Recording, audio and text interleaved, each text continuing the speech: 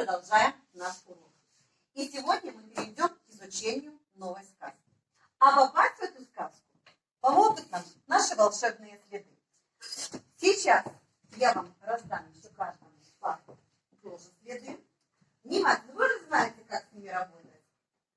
Внимательно прочитайте все слова, которые здесь есть.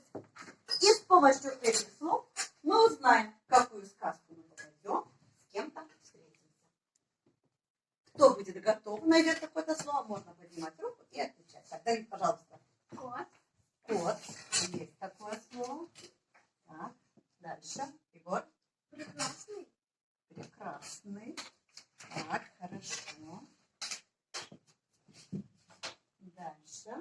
Маргарита. Дания. Еще раз молчим. Дания. Дания. Так, дальше, пожалуйста. Старушка. Старушка. Отлично. Следующее слово. Марат.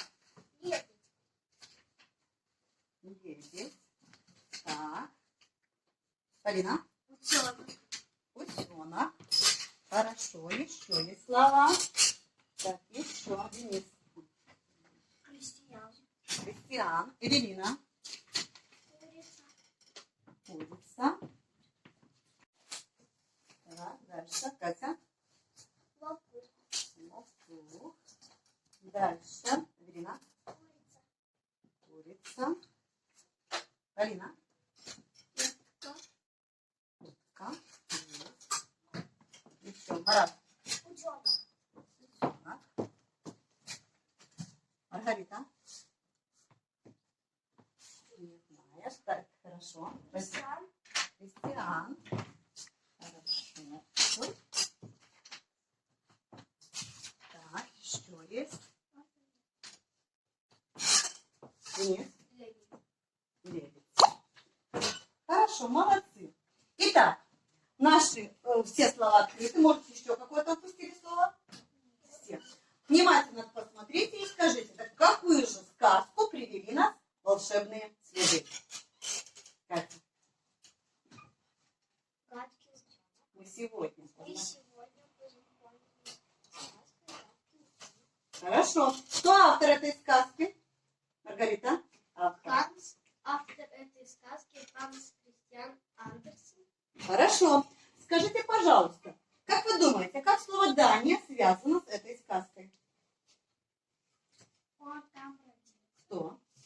Ханс Адриан Кристиан. Андерсен родился в стране Дания. Как вы думаете, как слово «утка» связано с этой сказкой? Пожалуйста, Денис. То есть это героиня. Гадкий. Очень плохой, мерзкий, вызывающий отвращение. Хорошо. Скажите, пожалуйста, вот мы сказали, слово «прекрасный» и «гадкий» можно сопоставить. Чем они друг для друга являются? Гадкий и прекрасный – это слова. Слова антонимы. Так, как вы думаете, что такое прекрасное обозначает слово? Что обозначает слово прекрасное? Красивый. Давай уточним, посмотрим. Словарики.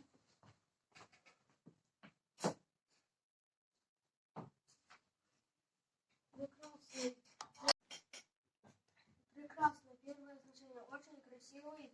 Второе значение очень хороший. Хорошо. Есть ли еще у вас непонятные слова? Нет. Ну что ж, с помощью наших следов мы добрались до «Гадкий утенок», и теперь нам пора с ней познакомиться. Откройте учебники.